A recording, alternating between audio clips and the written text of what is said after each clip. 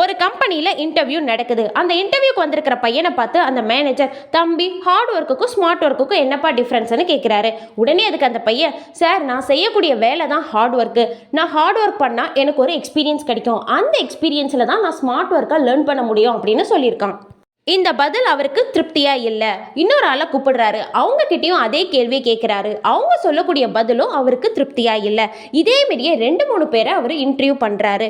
யார் சொல்லக்கூடிய பதிலுமே அவருக்கு திருப்தியா இல்லை.